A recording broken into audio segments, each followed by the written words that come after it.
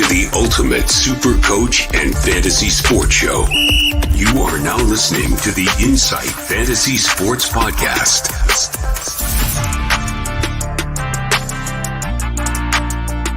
Boom shakalaka!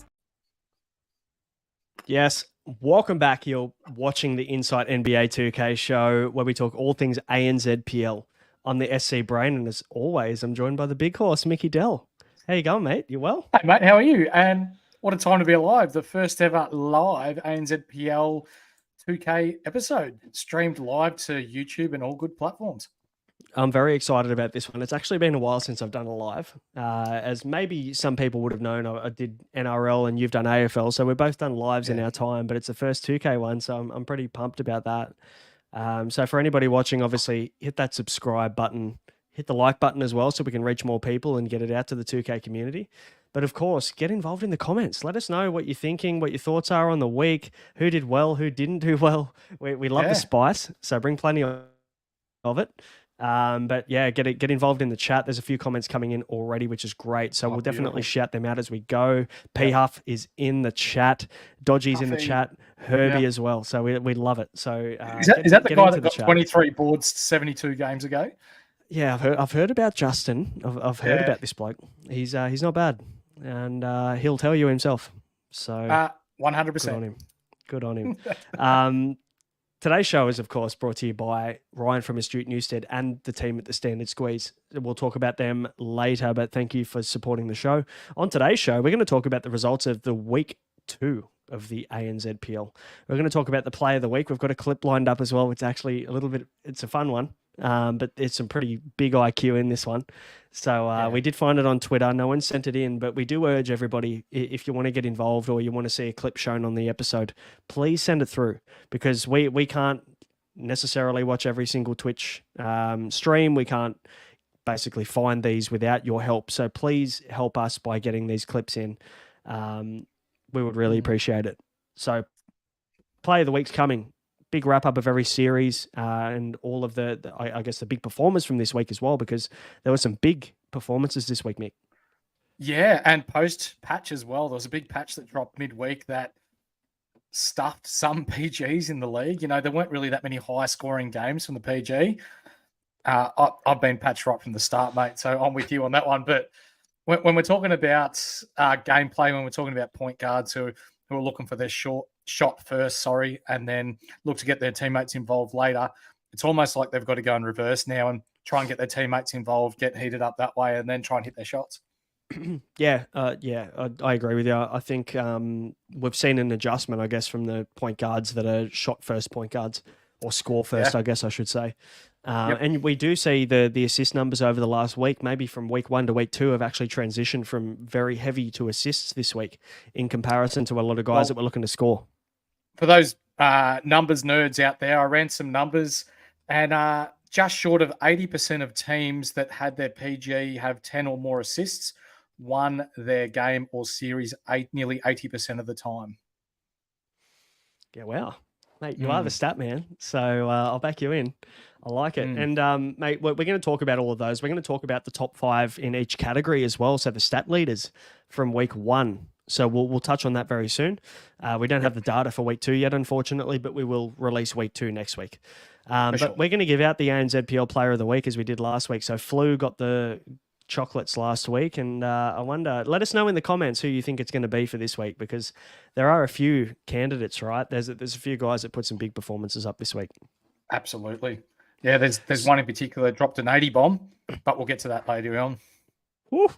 Big. That's huge. Mate, I can barely score 80 points in about 5 games a rec, let alone in one game. I have to put it on rookie in my career to get there. Yes.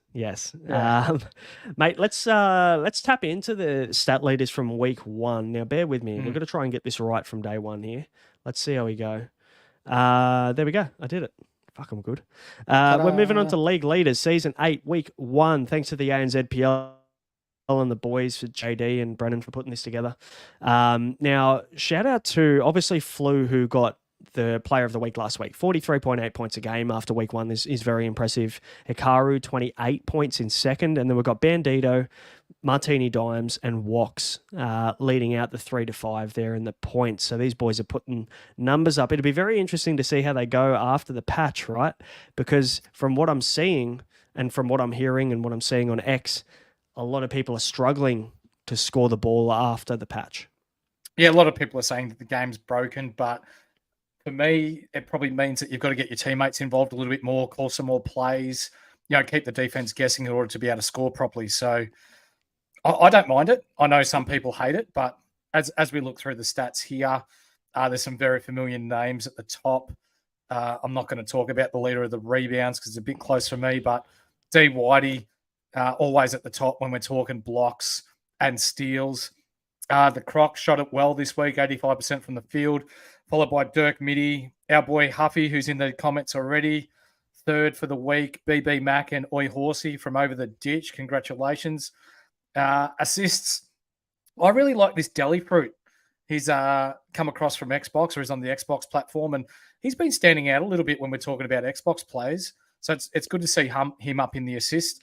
But when we're talking 3-point percentage and scoring, Bandito, he's continued on from last season. He won a scoring title last year, I guess you can call it. And he's really come on strong again in season one. Well, weeks 1 and 2 here in our league. Yeah, so season 8, obviously, for the ANZPL as a whole. The guys have been doing a great job there for a long time. So good on the ANZPL and the leadership there. But we are in week 1, or I guess we could call it week 1 for ANZPL 2K 24. With the first 3 rounds we covered last week, we're going to cover rounds 4 to 6 this week, which is exciting. So we'll touch on that very soon. That we've talked about a lot of guys in this little league leaders chat now that we'll also be talking about in a few of these guys when we're talking about the games from round 4 to 6 in week 2, Mick. So we won't double up too much, but we were talking about the fact that it's a very steal-heavy comp, isn't it? Last week we were talking about a lot of guys that had 5 steals, 6 steals, 8 steals. Even we saw a couple of 10-steal games. And so you see guys like Jono, Air Champ, Blocker Jav, Puma, and Cooper, who are 3.5 steals to 5 steals a game, which is insane. So hopefully we see those numbers continue. When you look at that there, Braino, you've got Jono and Cooper on the same team who are averaging 8.6 steals a game between them, which, you know what, they're not just coming for the ball, they're coming for your wallet, they're coming for your keys. you need to look after the rock when they're around.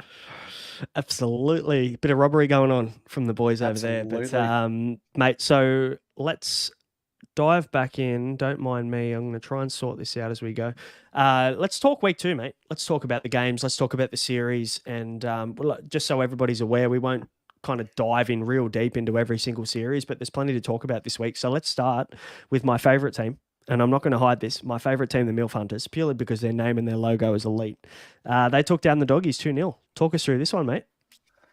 Yeah, a couple of points from this series. Kaka Soda with 26 and 8 steals in game 1 for the MILF Hunters. I'm Tip C with 20 boards game 1 and 23 boards in game 2 for the Doggies. So there's a bit of barbecue chicken going on there, but it was a very lopsided win for the MILF Hunters, who are really starting to gain some momentum here in the regular season. Yeah, good shout. And I'm enjoying it. I think there's a bit of chat floating around about the MILF Hunters, so hopefully they continue to win some games. Move on to the next one, mate. IQ on top with their first series win. We talked about them a lot. We talked about Payday J a lot last week. He's talked up a big game, and it sounds like he's backed it up this week. They've won 2-0 against Forsaken. Yeah, a little bit. So with their first series win against Forsaken 2-0, Payday J, the standout in game 1 with 18 and 8. No doubt that will just slightly inflate the already inflated ego. But followed it up with a 30 and 3 game in game 2. So congratulations. You put your money where your mouth is and you got your team to win. So well done. Quite an easy series win, both games coming by 19 and 17 points respectively. So this one wasn't really tight at any one stage. And let's see if they can gain some momentum, I guess, and win some more series coming through. Absolutely. That would be great. That would be great. Because you know what? Like we love this kind of, we spoke about it last week. We love the chat. We love the, a bit of shit chat, a bit of kind of confidence coming from Payday J and the IQ on top team. So it's good to see them get a win, because we were talking a lot about the times they got dropped off last week. So let's see how the 100%. rest of the week looks for him. A few comments coming in as well, which is great. Herbie's in the chat. He's heavy in the chat at the moment, which is great. We love Herbie, and for everybody who's a little bit of background, the man just loves a block. So don't bother trying to dunk in the wreck against the Herbie Bull. And also we've got a bit of support for the MILF Hunters. Suslucky in here saying MILF Hunters going crazy. Brent, evening lads. Thanks for jumping on, mate. ISO Champ could be a sneaky player of the week this week as well from Suslucky. So we'll see how that ends up at the end of the episode. Bandito MVP from Deadly. Hey, I mean, that's tough to argue with after the week he's just had. We'll see how we go. Absolutely. And we've got to shout this one out from Damien Carroll, don't we? Rumour has it X Delaney is the second best of the Delaney boys. What are your thoughts? 100% true. Do we need to talk about it? No, we don't. It's pretty much a lock, isn't it? Yeah, it is. Yeah. Anyway, we move on, as one of our good friends would say. Yes, yeah, absolutely. So Bandito, a lot of chat about Bandito, about JD, about Deadly, Puma. All these guys are getting shout outs in the chat. So keep that coming. But let's move on to the next one, mate. We've got Reborn. Yep. They got the series win against Crayons 2-1. And after a 16-point game 1 loss, Reborn turned it around. They won games 2 and 3. So I love a little bit of a comeback. 25 and 17 points respectively in games 2 and 3. So a little bit of a blowout there at the back end of this series. Yeah, it was. So Crayons started this one really well, winning the first game by 16 points, but Reborn just, I don't know what they did. Maybe turned their bloody monitors on and started playing 2K, being able to see what they were doing. The last 2 games, what they win by? Nearly 43 points respectively as accumulation. So Gertch, or however you say his name, decent series, posting 2 solid games for the Crayons, but ultimately wasn't enough to get the series win. Strictly Mozza was subbed in after game 1. He missed game 1 for I don't know what reason and snatched a couple of double-doubles for Reborn, which looks as though it's helped them dramatically. But apart from that, maybe. Ta-da! Anyway, apart from that, no real standouts in this series. Pretty even team win for Reborn. Okay, well, we'll move straight on to the clinic, beating 187 2-0. Both wins came by the way of a 31 and a 38-point win. So these are pretty comprehensive wins, aren't they? Who performed well for the clinic? Look, everyone. I guess it was a good team win. Dr. Hamo and Martini Times really controlled both games with solid outings from the PG and the sharp positions. I'm going to give a little shout out to the Daddy Crisp, yes, X Delaney is my brother, but when we're talking about the matchup inside, he actually did really well to match it with X Delaney. So I want to give him a shout out. Nice work. Hey, and we saw Delaney get 34 rebounds in a game last week. Was that right? Yeah, that's right. So, he's done well. If he's kept him quiet, he's done pretty well there. And we know that the connection that Hamo and your brother have, right? So that's what makes the clinic so good. Aside from, obviously, there's a lot of other factors, but full credit to Daddy Crisp. That's it. Insurgents win 2-0 against the Doggies, mate. Talk us through this one because there's a sweep on our hands, isn't there? Yeah, a sweep 2-0 for the boys at Insurgents as they continue to play good basketball or good 2K. Crab Talk, 20 points in both games, and O Drago, he averaged 13.5 boards for the series. Controlled the game on the offensive end. The Insurgents boys leading the way while I'm Tip C continued his good form for the Doggies, snagging plenty of boards. I'm tipsy as well. But to be fair to him, like if he's on the beers while he's playing ANZPL, he's way ahead of me because he's done pretty well. I like the name. I'm going to run with that. Phantom 2-0 against the Panic Room, mate. Lovey, one of our good mates, he had a really good game in game 1. So 24, 2, 3, and 4. So very involved on every end. What about the rest of this game, mate? Who are we looking at?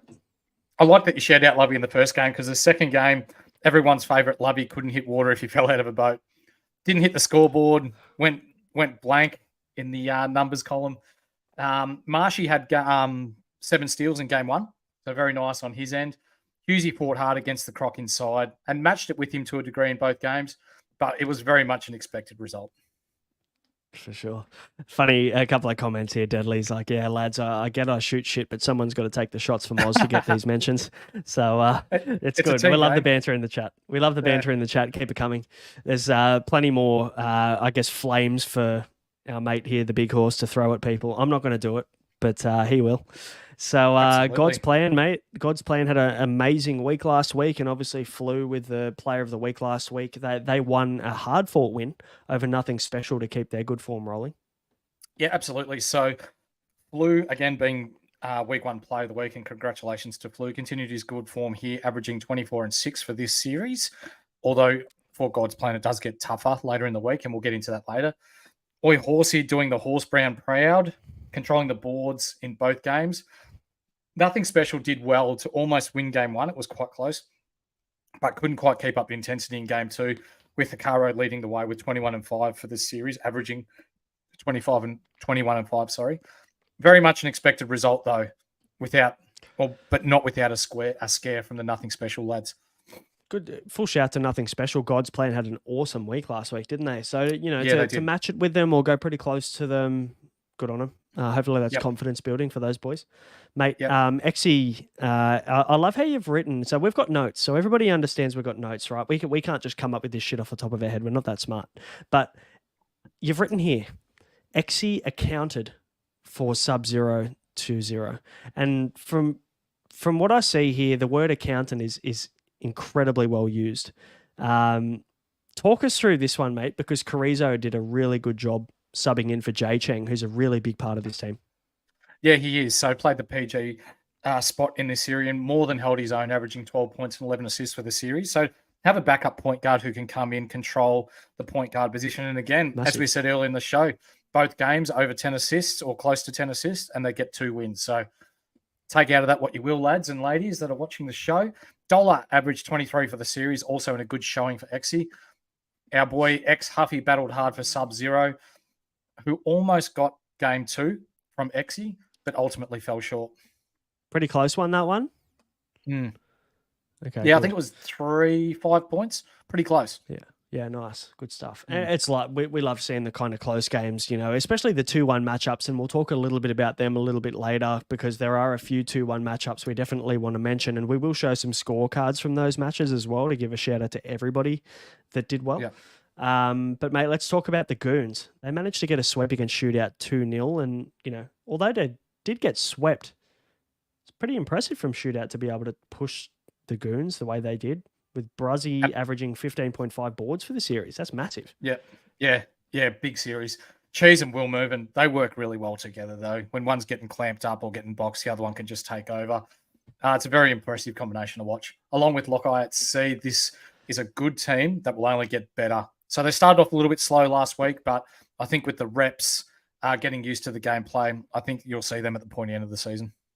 Cheese, Will Move, and Loci, like that's a pretty deadly combination, isn't it? Those three guys on the one team, and I think we'll be talking about them a little bit later. There's a plenty of APAC chat and all of that kind of stuff. So I have a feeling we might be talking about them a little bit later. So yeah, I think so. Those boys. Mate, the Clinic again, they account for Reborn 2-0, so we can move through this one pretty quickly. There was no real standouts in this series, was there? No, not really. Delaney averaging 15 points and 14 boards for the series, and Strictly Mozza matching it with him, 14 points and 10. That's what he averaged for the series. But ultimately, really scrappy series, this one. Wouldn't recommend anyone going to watch it to improve their game. Very cool. Mate, let's move into the first of our highlighted series, and this one's an absolute banger. We've got New Era versus No Way Out, which is, I guess, what we could call the game of the round, or the series of the round, I guess is a better word to say. No Way Out just snuck home 2-1. So we've got 3 games to go through here, mate. Scorecards, we'll go through them very soon as well, but talk us through game 1. Yeah, so game 1 was decided by... Game 1 and 2 both were decided by 3 points, and game 3 decided by 1 point. So it was really back and forth. Really, I went back and watched this really awesome series to watch. Tense basketball on both ends. Game 1 was decided by 3 points, 49-46, with Harry leading the way with 14 and 4 for NWO. Hoppy leading the way for New Era with 15 and 5, but just fell short. Game 2 was decided by 3 points also. This time, New Era taking the chocolates, and I love chocolate, 45-42. In my element, and BB Macman leading the way for New Era in this one, with Delay doing all he could to sneak the win. He pulled in 16 and 3, but just wasn't enough. As we can see there on the screen, 45-42. Pardon my language, but game 3 was fucking tense. Like this was up there. This had finals type atmosphere, this one. NWO taking this one out by 1 point, 51-50. You can bet your bottom dollar. Cream always rises to the top in critical deciding games, and this was no exception. With Harry 24 and 8 leading the way for NWO. While not being overly flashy, Kristaps only missed one shot for the series, shooting 10 for 11, and contributing not just on offense but on defense. If I had to put my money where my mouth is, this could ultimately be a finals or grand finals matchup coming up.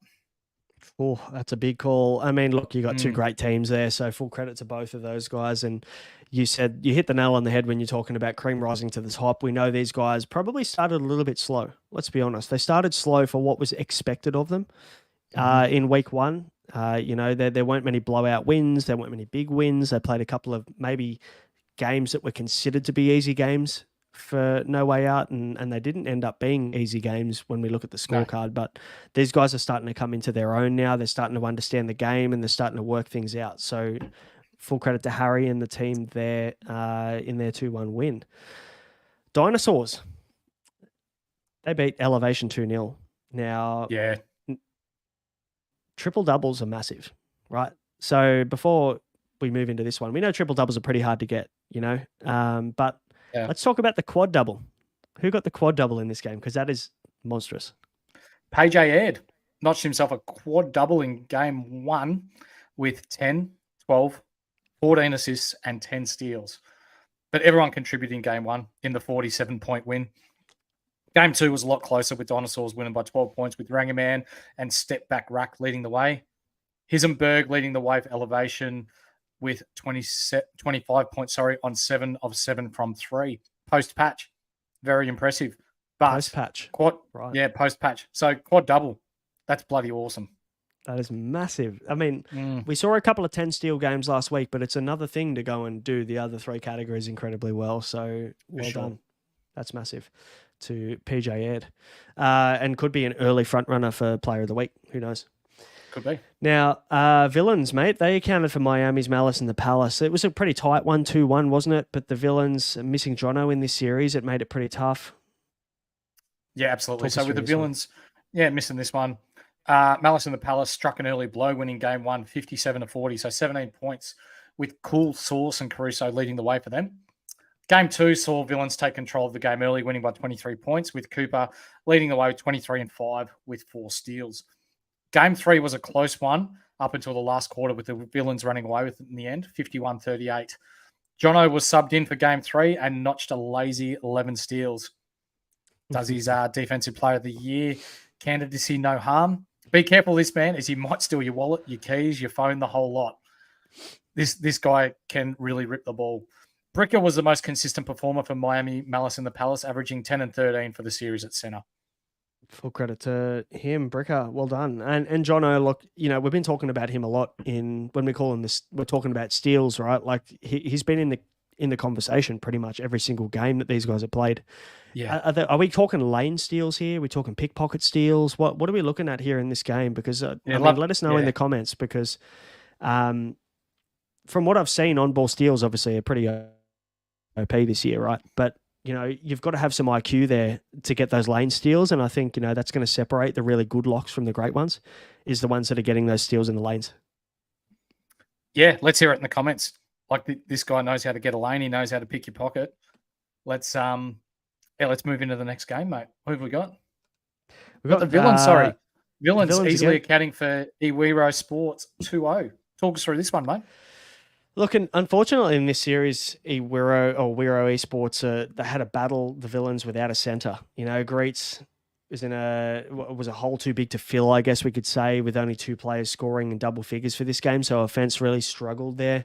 Allen averaged 15 boards for this series, the man with the simplest name on the internet, which is fantastic for Alan, because it makes it really easy for us as podcasters to talk about him. So maybe he'll get a few more mentions, Alan, instead of these guys that have X's and zeros and dashes in their name. An underrated player in our eyes is Archaean from Iwiro. This guy's a serious player, man. We talked about him a little bit last week as well, didn't we? Archaean's, one of the ones to watch this series. Yeah, it definitely is. They're a team that, they just started last season, gaining some chemistry, or last year, last 2K. Gaining some chemistry together. Maybe a little bit too much to compete with the big boys so soon, but with players like this, if he continues to improve at the rate that he is, they'll be a team to watch in the future. For sure. Mate, Rise win the next one against Nothing Special 2-1. Pretty close series. Game 1 pretty tight. Game 2 went to Nothing Special. What's going on here? Talk us through the guys that featured. So game 1 was tight, going the way of Rise, 49-38 with Nothing Special, shooting themselves in the foot, shooting 30% from the field in this game. Game 2 went the way of Nothing Special, 50-42. Ex Hikaru leading the way with 31 points, with the next best scorer being Ziranich with 9. Game 3 was also tight, going the way of Rise, 53-49. Ripjig and Jay Vildi scoring 46 of the team's 53 points. This was a good battle against some of the lower ranked sides in conference play, but both sides aren't expected to match it with or compete against our top 2 or 3 from each conference. Yeah, fair call. I mean, hey, with Ziranic playing in this series, is there a chance Ticino can come in and help him out a little bit? Who knows? Maybe we'll be able to get Ticino to play in ANZPL. I think you'll find, and if anyone knows Ticino, let him know I say this, but I think he'd struggle against our boys in the ANZPL. Ooh, spicy take. Hey, maybe Chico can pass on that message, mate, considering they went to school together. That's it. Ruthless hold firm to account for Take the Bait. Take the Bait have had a pretty rough go of it so far, but Ruthless have really kind of ground the dagger into these guys. This isn't what we're used to seeing from Ruthless, with them only scoring 47 and 44 points in both of these wins, but defense wins games, doesn't it? Defense. This was much improved by Take the Bait after having been easily accounted for in week 1.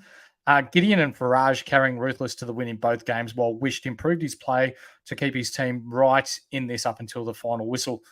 It's good to see their team on the improve. Is there a chance that they got better after they released Dodgy? No, there isn't. But in saying that, I think regardless of who's playing lock, it's going to come down to Wish and his form and how he's playing, because he is a very ball dominant point guard. So if he improves his play and he adjusts to the gameplay, I guess we could say, you'll definitely see Take the Bait improve. How we going? Sorry, go. How are we going for the comments there, mate? Mate, we've got a few flowing in, and it's there's a fair bit of good chat in here, but not tons of mentionable stuff. Please, got to get Matty G on for these reviews. Absolutely, we will, James. Matty G is definitely going to feature in this one. He's very busy at the moment with his NBA stuff at the moment, so he's looking after NBA fantasy basketball for us. But we might even get Jimmy Cuso on for an episode one day and let Jimmy Cuso talk us through Matty G's one series where he just lit it up. He had the world going nuts. People wanted to have his babies. People wanted to marry him. So we'll get him on. I watched this game. I watched the whole series. I watched the game that he played where I think he went 5 from 5 from 3, and the guy couldn't miss. He couldn't do a thing wrong. So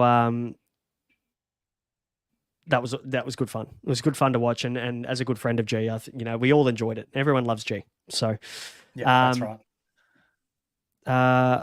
Just a bit of help. It's pronounced. Okay, so we've been pronouncing Firo Esports is my best pronunciation of these guys. So apologies to all of those guys over there. We'll do our best to try and get it right.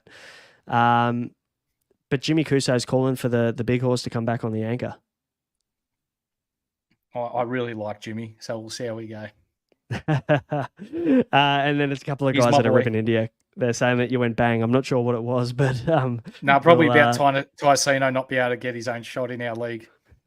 And then probably about Damo not making a difference to whether take the bait win or not either. So, mate, let's some good comments. Keep it flowing, guys. Keep it flowing. We'll move on to Radiance versus Glizzy Goblins. Glizzy Goblins obviously had a fair bit of mention last week, and Air Gaz being a lot of the conversation, and I guess he is again this week. Yeah, absolutely. So game one went in the way of Radiance 59-46 with Air Gaz ripping a nice 7 steals and Coriander also having 5 steals. I'm sure you're a good bloke, Coriander, but you can pick a better herb to name yourself after. That I don't have Coriander on anything. Anyway, I digress. Dior Skinnies with 22 and 12 was nice, but wasn't quite enough to get them over the line. Game 2 went the way of the Glizzy Goblins. Google that one when you get some time again. 53-42 after a huge run into last. They scored 22-5 to run over the top of them in this one, with Richie and Dior Skinnies carrying them to the win in this one as well. Game 3 went the way of Radiance after a dominant third quarter with Air Gaz ripping another 7 steals. He did average 6 steals for the series. Dior Skinnies was by far the most consistent player for the Goblins, scoring another 27 in the loss. This guy has been good. We seem to be talking about him every single time. Yep. Yes. Full credit to him, Dior Skinnies. I'm interested to know where the names come from, where the gamer tags come from. So please hop in the chat if you and let us know where it originated, because it's a very interesting one. Hey, mate, Junkie. Team Lockup get their first mention for this week. They beat the Villains 2-0. Game 1 was it was won by 11 points, 42-31. I mean, when you see a team in the ANZPL score sub 35, sub 40, it's got to be pretty good defense from the other team here, and it seems to be the way for Team Lockup. Yeah, that's right. Game 1, again, they won by 11 points, 42-31, with no real standout performance. Game 2 was a landslide after Mitt slagged out during the game, with Team Lockup still being able to win by 34 points, 59-25. 25 points in a game. Anyway, Milo with 23 and 24 helped secure the win for them. Villains were disappointing in this one. The community were no doubt hoping that they would take it to Team Lockup, but unfortunately, this wasn't the case in this one. Yep. Fair call. Mate, we should give a shout out to Ryan from Astute Newstead before we move on to the next game, shouldn't we? I mean, Ryan, big supporter of the podcast, and for anybody who wants to get their finances in check, and more specifically, someone who wants to maybe renegotiate their home loan rate or their interest rate on their home loan, you got to hit Ryan up. So you can hit him up at Ryan Astute Newstead on Instagram. You can hit him up at ryanh@eganwealth.com, but he'll give you a no obligation free consult as well. So you can basically go in, you can tell him about your circumstances, you can tell him about your scenario, what you got going on in your life, and he will try and find you the best interest rate possible for your home loan. And the best part is he doesn't just have access to 5, 10, 15 lenders. He's got access to 50 different lenders on panel. So all you have to do is just hit him up, give him your info, and he'll look after you and find you the best rate possible. So you can hit him up there. All the info is in the description below as well. So shout out to Ryan and thanks for your support. Right. Mate, we've got a big one coming up. Maybe would we call this an upset? To a degree, yes, but Phantom are a good team. So yeah, it's a good win by them. Yes. Absolutely. So take us through this one, mate, because we've got a 3-game series here, and Phantom knocked off the Clinic 2-1. Yeah, beauty. As we can see for the viewers watching at home, we've got the scorecards up on the screen where Clinic win the first one by 22 points, 65-43, with quite an even contribution across the board here. Not really much to talk about apart from that. Game 2 saw Phantom fight back, learn from the error of their ways, I guess, and win this one in a tight one, 41-37, with defense reigning supreme in this game. So 2 fairly good offensive teams. You could nearly say shitting the bed on offense or defense just reigning supreme. Your choice. Game 3 was looking as though it was going to be a cracker with the way that Phantom came back in Game 2, but this wasn't the case, with Phantom blowing out the Clinic by 23 points. The Croc ended Game 3 with a triple-double, 16, 16, and 10. He had a triple-double at halftime. The Clinic just could not get back on defense, and Ryan, what do you go, 2 for 16? Yeah, that's shocking. Anyway, they weren't able to defend the fast break, and they were smashed. Lovey, in this one, I watched this 3-game series. He plays the anchor role really well in this one. Even though the stats don't back it up with him, with what he's done, he showed high defense on the pick and roll, but dropped low every time when he saw that Hamo was having a hard time shooting the ball, which ultimately led to lanes being clogged, rebounds being able to be easily snagged by Croc with his boxing out. So again, while his stats weren't great, underrated performance by Lovey. Huge. Yeah. I mean, full credit to these guys. That's a massive win. That's a really good win. And obviously when you've got to capitalize when Hamo's having a bad game. So, well done to Croc for the triple-double and well done to Phantom. Mate, Insurgents beat Elevation 2-0. We can move through this one pretty quickly, but they were won by 12 and 14 points respectively, weren't they? Yeah, Insurgent were the more consistent team over the 2-game series, with Insurgents keeping Elevation to 19 from 49 from 3 for the series. Crab Talk, while being relatively quiet scoring-wise, did well to set up his teammates. And again, he averaged over 10 assists for the series. Impressive. Anything more than 10's good. Getting your team involved. You get a lot of fans in this chat, especially from Jimmy Cuso, mate. Obviously, someone that has played with you a lot in the pro-am scene. Yes, we have. Is there any chance of you coming back? The people want to know. Oh, these guys are pretty good. I'd probably look pretty silly, but we may give it a go one day. I doubt that. Mate, Exy easily accounted for Panic Room 2-0. It's not really a surprising result, is it, this one? Nah, they won both by over 20 points. Ryland in game 2, 8, 5, and 7 steals, showed his experience in this one. Jay Cheng was back for this series and controlled the game from point guard. Hughesy tried hard, averaging 14 boards for the series for Panic Room, but overall, it was light work for Exy. So let's move on. Milf Hunters, my favorite team. Milf Hunters! They're on a roll at the moment. They've got another sweep against. Oh fuck! I actually no. I'm not even going to say their name because I feel like I'm fucking it up every single time I say it now. So Let's go. Maybe I'll try it. Wiro Sports. No, is that how you roll the R? The WH is the F. You're going to pronounce it fiddle. Wiro Sports. I don't know. I'm just fucking winging it. There's no real standouts here for Milf Hunters, though, is there? There's pretty even contributions across the board in this game. I like their team. I really do. Good balance, isn't it? They're underrated. Yeah. Archaean again for Viro Sports, average 18 and 4.5 steals for the series, but wasn't enough. Milf Hunters are easy in this one. Yep. So let's move on to Rise. They're versus Forsaken. They get the 2-0 win. Benny Wanner, 9 steals in game 1. 9 steals is big. Nearly double figures, mate. Was this close to a triple-double kind of number, or I haven't seen the scorecard? No, I don't think so. But whenever I see Benny Wanner's name, the first thing that comes to my mind is Benny Boner. Don't ask me why, but yeah. Game 2 was an absolute blowout, though, with Rip Jig scoring 83 points in the second game, going 19 of 32 from 3 in a game that was won by 33 points. Mind you, though, only 4 shots were taken by other players on Rise in this game, so it's easy to assume they were trying to fill Rip J's pockets in this one. Benny Wanner with another 6 steals in game 2.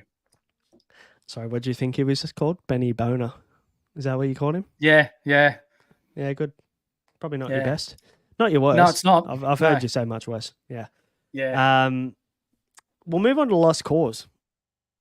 Now, a bit of chat about Lost Cause. They knock out Shootout 2-0. Both games this series won pretty comprehensively, 22 and 33 points. Pretty easy. Dirk Mitty, bit of a triple-double in this game, the second triple-double of the week with an 11, 25, and 11. But Bandito with 37 in this game. And I feel like maybe Bandito's the guy we're going to be talking about a fair bit at the back end of this week. Yeah, absolutely. Game 2 again, 34 points lead all scorers. Dirk Mitty, not Dick Mitty. Sorry, mate. Falls 1 assist shy of a back-to-back trip dub with 10, 12, and 9 assists. We've got Benny Boner and Dick Mitty back to I've got to lay off the beers. That's awesome. Apologies to both of them, but I'll watch my mouth. Sorry. We've got 3 games in a row from Lost Cause. So we'll talk about Lost Cause a lot. So Bandito again in this next one against Overtime, they win 2-0. It's their second game back-to-back. Game 1, he scores 20 points, 83% from the field in a 6-point win, very close one. What about the rest, mate? What's the second game got for us? Yep, and again, game 1, pretty even showing across the team. Game 2 saw Bandito explode for 51 points on 90% shooting. That's incredible. Post-patch, 21 of 23 from the field and 9 and 10 from 3. Delhi Fruit from overtime led the way for them in both games, going 37 and 6 in game 1 and backed that up with 27 and 9 in game 2. We mentioned his game when we're going through the stats from week 1. Really nice Xbox play. And I've highlighted here that, for me, he's probably the pick of the Xbox players at the moment. I mean, we've been... for us, we're kind of surrounded by PS5 players and the guys have played in the ANZPL forever. So it's nice to see these Xbox guys coming through and absolutely causing a stir, Payday J with his words and Delhi Fruit with his play. So, mate, plenty more from him, hopefully. But mate, let's move into this next one because it's another highlighted game here that we're going to have to show the scorecard of because there's plenty going on in this one with Lost Cause. They win a tight one. They make it 3 from 3 this week. Let's talk about it. Lost Cause and Radiance. Take us through it. Seems to be a bit of a common theme with Lost Cause and Bandito leading the way for them at the moment. Went 26 points, 70% shooting in the 3-point win, 51-48. Radiance managed to lock Bandito up in the second game, claiming the win by 9 points, as we can see on your screen there. Bandito being held to 9 for 15 from the field and 22 points. Dirk Mitty with 13 and 11. Game 3 saw Lost Cause really knuckle down on defense, though, and win this one 55-27 in a good team defensive win. Drop Rains and Dirk Mitty leading the way in the third game, as we can see here. Bandito not really having to do much. Dirk Mitty 17 boards and not really much going on there for Radiance. Tough one for the team at Radiance there, but huge series, massive series for the boys at Lost Cause and Bandito especially. He's scoring points, seems at will, especially this week and even last week. I think, was he third in scoring last week? Is that right? Yeah, second pretty or third. Close. Yeah, it was right up there. Yeah. So continuing that form this week. Mate, Team Lockup, next one. They beat Insurgents 2-0 in game 1. They saw Team Lockup win pretty easily, right? 35 points in this one. Pope, Mitzel leading the way for Team Lockup. What about game 2? What happened there? Game 2, Jeff Pope dropping bombs from 3, going 9 for 9 post-patch in the 27-point win. He also notched 6 assists and 3 steals in a deluxe all-round performance. Crab Talk with 22 and 6 in the loss. It seems like we're talking a lot about Crab Talk in the loss. And so full credit to him. He's doing some good stuff as well this year. Insurgents not really finding the W's, but Crab Talk kind of leading the way for his team. So good on him. Sub-Zero also beat the Sanctuary 2-0. They had a game 1 forfeit, unfortunately. Managed to play game 2. Anything to talk about there? Breaking news. The Sanctuary have folded. They're done. Got official word from the captain today that they are no more, which is a bit sad, but we see our first team having to pull the pin. So in the only game of this series, which appears to be their last, Sub-Zero notched a 13-point win, Freelock scoring 29 in the win, and ex-Huffy getting the better of the battle inside. Look, a shame. It's a shame to see any team drop out and call it quits. But look, at the end of the day, we continue to see some teams come to the fold and really kind of compete in this competition and full credit to those guys and for getting up for it. And, we wish the Sanctuary all the best if they get back into the comp. Fingers crossed they do I think they in will. the future for future seasons. Yep. Yep. Mate, Standard Squeeze have been a big part of the podcast for a very long time. So we'll kind of pause it there on what we're doing with the ANZPL to talk about those guys, mate. And there's no better person to talk about the Standard Squeeze than yourself. Ash better than the back of your hand. So talk us through it. He's a ripper bloke. So he's jumped on board from pretty much day one for us. Jumped on board with the sponsorship. And if you drop our name, Insight, on the Standard Squeeze website, you get 15% off all goods courtesy of the guys at the Standard Squeeze. So as you can see here, I've got my stubby holder, I guess you call it, or can holder, which doubles as something you can put your coffee in the morning, keeps your drinks cool or keeps them hot. Love it. Fantastic. Plenty of colors. I got mine as a Father's Day present. Really nice, but there's plenty there for the missus too if you want to treat her. So jump on the website, www.standardsqueeze.com.au. Drop our Insight name in there for 15% off. 100%. Insight 15 is the code you need to use to get 15% off. And, I've got 2 4-in-1s now, and I like to mix match my There it Standard is. Squeeze little cups things. And they've held many a beer in my time. Probably about maybe 6 to 8 beers today because we did an NBA draft earlier and couldn't help myself. So anyway, that was fun. Mate, let's move on. Sans Dior. We talked about them a lot last week. They're in form. They've won 3 from 3 last week, and they keep it rolling this week with the 2-0 sweep over the Glizzy Goblins, who have also found some dubs this week. Game 1, they saw Sans Dior notch up a 20-point win, 74-54, and we saw Dennis Phoenix and Junkie both notching double-doubles in that win. What did we see in Game 2, mate? Yeah, Game 2 saw Sans Dior win by 16 points with Air Champ leading the way with 39 points. He averaged 34 for the series, which is almost unheard of for a lock. Like, that's awesome. And we highlighted last week that he's an up-and-coming lock that people need to keep an eye out for because that's someone that I really rate. Glizzy Goblins probably a little out of their depth in this series, but there's potential there, so keep at it, lads. I do want to highlight in Game 1, though, Junkie with 10 steals. Really good effort from the anchor position. Shout out to Junkie. I know he's in the comments. I know he watches every single week, and we'll give him a very big shout out very soon for anybody who needs to sort their builds out because he is the man you need to talk to. Absolutely. We'll talk about him very soon, but mate, we've got another game to showcase in terms of scorecards because it's a big one. We've got Ruthless. They bounced back this time. They beat Overtime 2-1, but it went to 3, didn't it? So talk us through this one, mate. Game 1. See, for me, this is probably the upset of the week. Seeing Overtime score what is, I believe, the upset of the round, knocking off Ruthless 50-41 in Game 1. So as we can see there on our screen, no one really standing out. Farage with 12 and 16 on the losing side. But again, post-patch, defense reigned supreme. No one really getting their shot going. If you want to go back to Game 1, Nate, we've got, as we can see at the top, we said before that teams that have a point guard that get 10 assists or more in a game win 80% of the time in week 2. As we saw there, Deli Fruit OT, only 9 points, but 10 assists. They get the win against a really good team.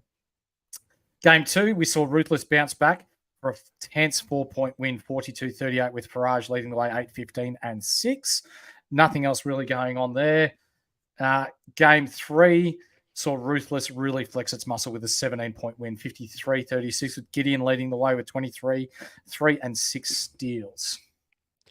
Now, I've got a question for you. Is there panic maybe starting to set in for Ruthless? These guys were basically said from day one that they're going to be a top 2 team. They're going to compete with no way out. You know, they're the team to beat, and they've started quite slowly. Yep. Thoughts? Do you panic now? For this season, yes.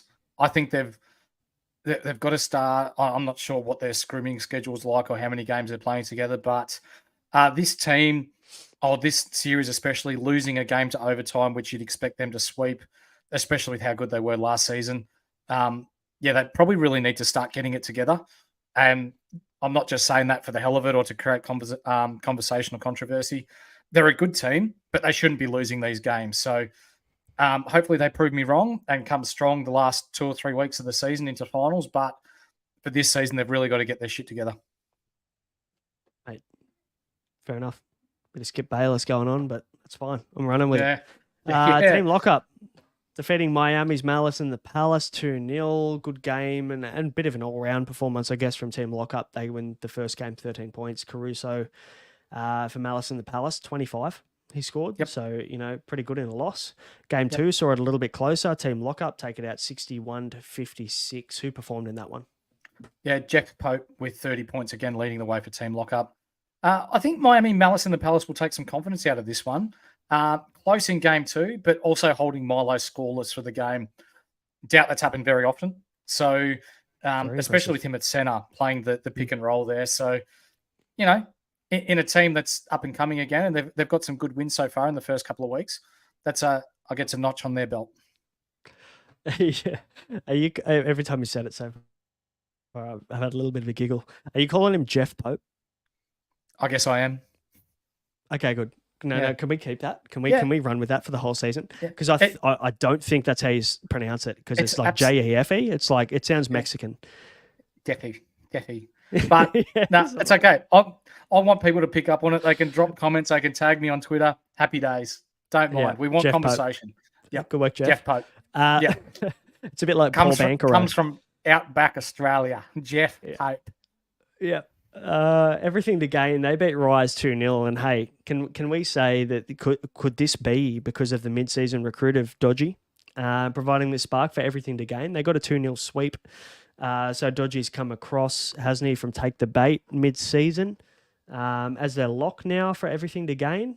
Is it because of him? Because I know he's in the comments. Do you want the long or the short answer? Give us a long one. Yes. Okay, good. Pretty even spread, really, for the rest of this series, so we can move on.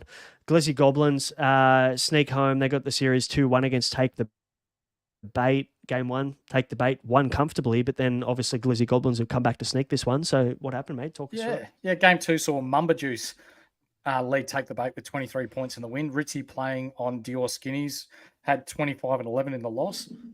Mhm. Game 3 saw Glizzy Goblins sneak home with a 1-point win to win the series, 39-38, with Ethimon and Dior Skinnies scoring 38 of the team's 39 points. Sorry, what? Two blokes 38. So 38. two blokes scored 38 of the team's 39 points. Yeah, right. Okay. Good defensive adjustment there from Yeah, that's from right. Take the Bait. Yeah, unfortunate. Overtime, they powered home to drop off in game 1. They won the series 2-1 against Shootout, didn't they? So game 1, 7-point win. That went to Shootout. No real standouts, mate. But talk to us about game 2. Who took it out there? Anything there? Game 2 saw overtime come out and score a big win, 70-45. Delhi Fruit OT dishing out a handy 21 assists in this one. And then, overtime continued their good form, powering to an 8-point win in game 3. Good team performance by overtime in this one, who they wouldn't have expected a game 1 loss in this one. For sure.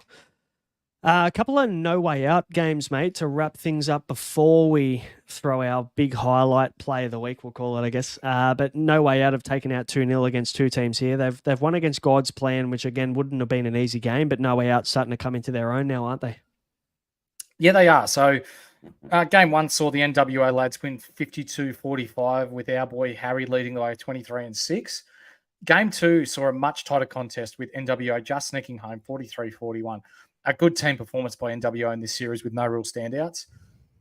God's Plan will take a lot out of this series, though, showing that they can match it with the best. For sure. I mean, they showed it last week, didn't they? God's Plan That's right. playing some great basketball, great NBA2K, Flew, very good player. And we found out, and I want to go and shout out two things from last week's podcast that we did, that God's Plan is officially the New Zealand APAC team. That's right. So shout out to those boys. And what was the second thing I was going to say? There was two things that I found out last week from last week's pod. Maybe I'll think about it and I'll find out later, I reckon, because I've completely forgot about it, what it is. No way out. Next one against IQ on top. They're in the conversation, aren't they? But again, easy 2-0 win. Easy 2-0 win. 77-39, game 1. Mona, Delay leading the way for NWO. Payday J scored 20 of his team's 39 points on 37% shooting, though, in game 1. Game 2 saw much the same. NW running out comfortable winners, 82-51. Harry and Chris Stapps leading the way in this one, with Lemons scoring 29 for IQ on top. Big. We talked about Lemons a lot last week. Seems to come through again this week. But hey, Del, there hasn't been much talk from Payday J on socials this week. Maybe has he had a reality check? Maybe has he underestimated how hard the league actually is and started maybe trying to back up his words? Trying to, yes. But I like the fact that he's outspoken, yes. But when you talk, you've got to back up your actions. And so far, I think they've had one series win in the first 2 weeks. You've probably got to do a little bit more to back up the type of words and letting people know that the Xbox players are coming. Doesn't seem like they're dropping off these P5 bots after all, hey? No. Let's, mate, now, play of the week. Now, we've had to go digging for this, to be fair. Now, we had to go and find this on Twitter. I would urge everybody, and please, like, if you guys have any sort of clips that you want to showcase for the week, whether it's APAC, whether it's not ANZPL ANZPL related. It doesn't have to be, but we want to showcase the best of what this league has to offer. So make sure to send them through to us at Insight F Sports on X. You can also send it through to us individually if you want SC Big Horse and SC Brain, if you want to send it to us there. But we would love to showcase all of the awesome stuff that happens across the league in the week. Now, this one we've found from the APAC tournament, and we're going to go and chuck it up on screen now. Very impressive stuff. We'll talk about it very soon. What do you want, Hop? I'm not going to lie. Here's what we're going to do. Jackson, you're going to cut. Oh, I think we have another. We do. We got heaps. We got Yeah, we got heaps. Jackson, you're going to cut. Then you're going to hit me back. BB, hold the fucking off ball. Hold the off ball. The pass might not be, I'm not going to lie, the pass might not be on because he might sit low. If not, you got to hold the screen regardless. Yeah. Okay. All right. Let me know when to go. Now. Go. Oh my god. For the Mon! Yes! Come on! It's what I'm about! It's fucking what I'm about! No fucking way, bro. Fuck me. Lucky he didn't lie. Lucky Hoppy didn't lie in that one. He said he wasn't going to lie at the start, and he didn't because No, he didn't. It worked out exactly how he planned it out. Yeah, it honestly to a T. Well played, Hoppy, and well done to those boys. New era in that competition. That's the play of the week. You know that's pretty impressive. When you call it Hoppy, out exactly how you want it to play out, and it happens exactly the way that you call it, can't really complain, can you? I think Hoppy should hit us up in our DMs on Twitter, and he might find himself a nice little surprise coming his way, courtesy of the guys at the Standard Squeeze. For sure. Now, mate, we can move on to the next one, and this next one was a pretty big one, wasn't it? Thanos and the Dinosaurs. Once I get this one up on screen, there we go. Yep. Thanos and the Dinosaurs, 2-1, win to Thanos squad, which, I mean, pretty nice little back and forth matchup, wasn't it? Yeah, it was. And I guess there's a little bit of a rivalry here, I'd like to call it, considering that prior to us going live with weekly results, there was a bit of back and forth with some players on Dinosaurs and complaining about some players on Thanos squad being in our ranking system. So with that, Thanos squad jump out of the blocks nicely in this one, taking game 1 47-35 with Grundy, who, as the community spoke, being one of the more premier shooting guards in the league, scoring 23 points in the win. Nothing really more to talk about there. Game 2 saw Dinosaurs go back to the way we're accustomed to seeing them play, snagging a nice 23-point win in game 1, holding Thanos squad to 30 points, 53-30. Their defense was airtight. Step back rack leading the way with 10 and 16. He's coming along really nicely inside too. I like his game. Game 3 saw a much tighter contest with Thanos squad coming from 4 points down at three-quarter time to win this one by 4 points, 51-47. They scored 25 points, as you can see on the screen there, in the last quarter alone. In the first 3 quarters, they scored 26 points. So that's an enormous effort there by Thanos squad. Grundy going huge with 24 points and Rome with 20 boards standing tall. Essie with 5 steals in game 3 worked hard on D. I think this one's a bit of a reality check for the Dinosaurs team, as they would have expected to win this one. Rang a man at point guard going 13 of 43.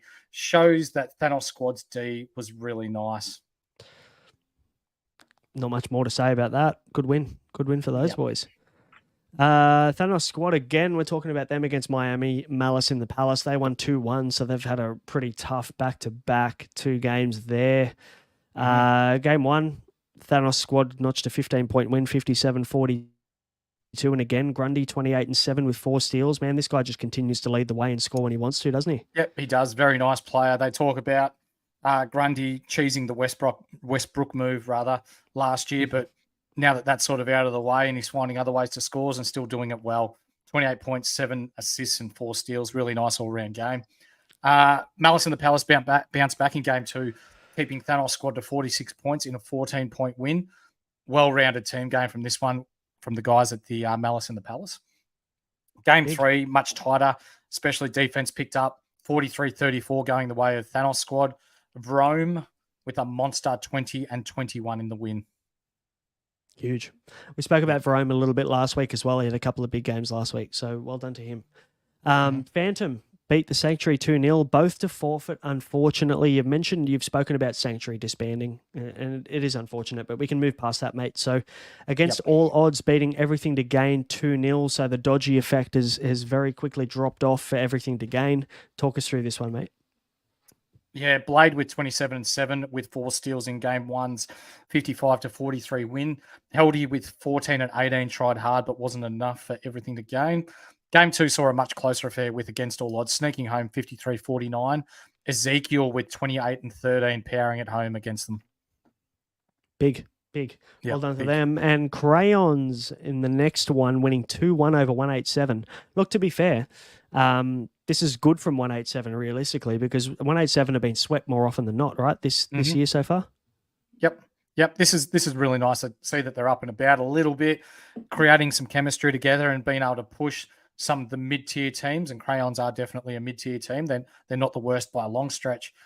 Crayons withstand a late run by 187 to win the first game 62-54 with Gertsch. I don't know how you say that, leading the way with 26-13 inside. Help me out. If you're listening in, mate, tell me how to pronounce it, because I have NFI. Game 2 saw an even spread of love by 187 in the close one, 45-42, with an even performance by everyone. Game 3 saw Crayons again withstand a late run by 187 to win 50-42. Gertsch with an impressive series. Piss off, mate. I know you're laughing at me. Averaging almost 21 points and over 15 boards for the series.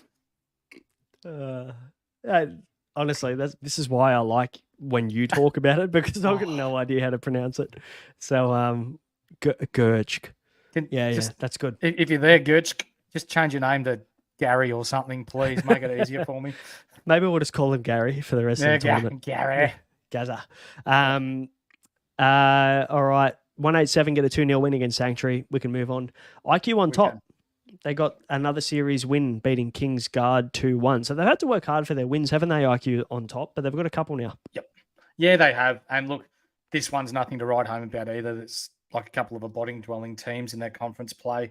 King's Guard, though, grinded out a game one win to start the series, 38-35. Very much a team win for the King's Guard in this one, with no one really standing out. IQ on top fight back in game 2 with a nice 51-40 win to even the series. Payday J with a double-double, 23-16, leading the way for IQ on top. Game 3 saw IQ on top jump out to a 10-point win in the first quarter and managed to keep the King's Guard at arm's reach for the remainder of the game, running out winners 60-41. Clash, 16-15 boards, and IQ Dirk, 17-11, leading the way for IQ on top. No, that's good. And whilst it's nice to see IQ get their first win, we probably shouldn't get carried away, should we? I mean, these teams are both at the bottom 3 of their conference. So, I mean, it'll be nice to see when IQ on top start to compete with some of those top 10 teams in their conference, right? That's right. And we're not trying to talk down to them. They will get better. Chemistry is a wonderful thing. But, again, you've got to start somewhere. For sure. Mate, 2 good teams here. New Era beating God's Plan 2-0. So God's Plan haven't exactly had the greatest week. Maybe we call it a honeymoon week last week. They've come back down to earth a little bit this week, haven't they? Facing some of maybe would probably call Australia's best teams in the same week. Yeah, absolutely. Talk us through the series, mate. Tough week for the lads over the ditch, facing some of Australia's best team in this week. But they were far from disgraced. Game 1 saw New Era win 46-39 with BB Macman leading the way with 17-17 inside. Game 2 was much the same as Game 1, with New Era just sneaking home with a 1-point win. Hoppy at PG with 11-11 in the win. I'm backing the lads at God's Plan to bounce back this next week. I think you can almost guarantee it, can't you? And I mean, you spoke about it at the start of the episode with the stats, talking about the fact that when a point guard gets 10 assists in a game, 80% of the time they take it on to win, right?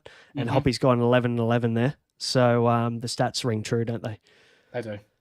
And Elevation got a 2-0 forfeit win over the Doggies. So we can move on. But the last game of the week, we're talking about the Dinosaurs winning the series in a very close one against the MILF Hunters, 2-0. And obviously, when you look at the series 2-0, you probably don't think that it's going to be that close. But, the MILF Hunters stayed in it, didn't they? Yeah, they did. Defense was the real winner between these teams, with game 1 being 38-33 and game 2 being 43-39. So no team scoring over 43 points for the series. with the patch that came out, I think it's messed with everyone's jump shots, and no one really in this series was able to get going. No player scored over 17 points for the whole series in this one. Step back rack was obviously the major winner out of that, then averaging 19 boards for the series. So he was the obvious standout in this one. I'd say centers in general stood out and did well this week. And, I feel like maybe as soon as the patch kicked in, the shooting maybe decreased and the boards increased and, it was just easier. As a point guard myself, I talk a little bit of shit about the fact that I'm terrible and all that, but I'm really not that bad. But I'm definitely not, I wouldn't call myself a comp player. But in saying that, I did find that there was a little bit of a difference in the shooting this week as soon as the patch kicked in. And I don't know whether that's, legit or not, whether it's a legit excuse, but it has been challenging. So, and we've seen the adjustment from teams this week, haven't they? With point guards maybe struggling to adapt to that patch. Yep. But mate, we've got some pretty exciting stuff to talk about, and we're talking more specifically about the 2K League, aren't we? Now that we've gone through all the ANZPL games, and there was the APAC South Invitational, I should say. Yeah. With two teams advancing to the live event in Manila, which is cool, which is awesome. That's from awesome. our area, right? So, congratulations to No Way Out and Unknown. So the team at No Way Out, we've got Baldino, we've got Jono, Dennis, Delay, and Mona. And then we've got Unknown, we've got Cheese, Will Moven, Lokai, Lachlan, and Dollar. So congratulations to those 10 guys. That's an awesome achievement.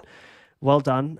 You're moving on and you get to go to Manila to compete against the best of the best to hopefully make it to the next level, which is awesome. So congratulations to those guys. And that's exactly why we do this show, to recognize people like this, the guys that are doing well and winning these kinds of competitions and competing with the best. So awesome work. Well done. Yep. Now, can we move on to the player of the week, you reckon? Yeah, I think so. Now, talk us through it, mate, because, you've covered these games. You've done a lot more in-depth research than me. Talk us through the winner. Yeah, so there were a couple of people that we were tossing up between. There was a quad double in there. There was some people that averaged some high assists and high rebound numbers. But given how hard it's been to score post-patch, we've decided to go our player of the week this week being Bandito. So Bandito with 200 points this week at 28.5 points per game, shooting 78% steal from three for the week. So for us, that's very much a standout effort. And on behalf of us here at Insight Fantasy Sports, Bandito, congratulations. You are our player of the week.